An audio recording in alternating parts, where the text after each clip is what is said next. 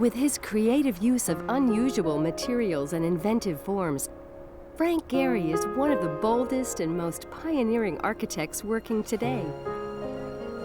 His creations, such as the Guggenheim Museum in Bilbao, Spain, and the Walt Disney Concert Hall in Los Angeles, California, capture movement, light, and emotion in ways never before seen.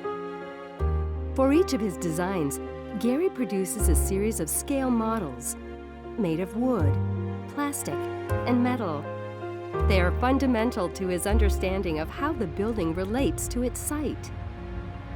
The development of digital engineering software has allowed Gehry and his staff to take sketches on paper and make them into incredible structures that will stand the test of time. The breadth of his commissions grew to include furniture, libraries, restaurants, schools, and performing arts venues. But he had never designed a public monument until this visionary architect was selected to create a national memorial to honor a president who transformed our world in the 20th century. I originally wasn't going to do the competition. After reading the books and his speeches, reading the depth of his commitment to the country, he became a model of what we should all be, country first. I just said, I got to do this. I want to do this. I was in the 3rd Infantry Division, 3rd Army, which was his unit, so I all of a sudden felt a brotherhood. In order to do something, it has to have some gravitas. It has to be borderline a work of art of some kind. And the whole purpose of it was to create a sacred place within this funny lot, and that would still allow you to make a beautiful park on the site, and so give it some dignity for a memorial to such a great man.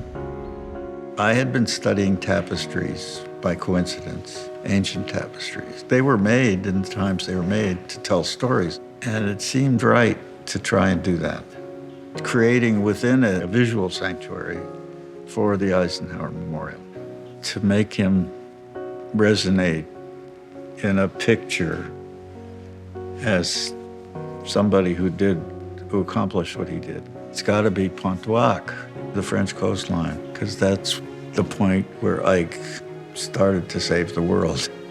Pontoise image is in peacetime, so it doesn't become a war image like the landing at Normandy. Even though it's about that, you got the outcome of the war as a preface. I think that's the power of it, actually. It's peaceful. It's the point where it all came to a head and happened, and it did save the world. That's powerful, and it was Ike.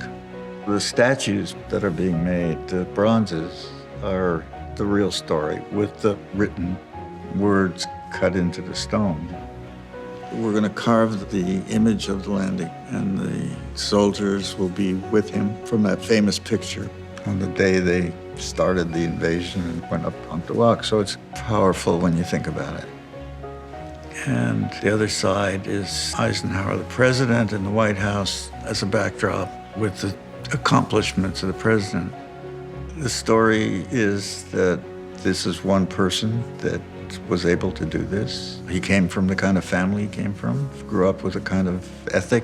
He had the personal strength from that upbringing that made it possible for him to do the things he did with his education and background and his beliefs. In the crunch, he rose to the occasion. I would hope it would give people courage, and for the kids that look at it, realize that this is an inspiration. I found a person who was never going to give up. You got to work hard and all the same old stuff your mother and father told you, but here's a guy that did it and did it for real and made the world a different place for all of us, a better place.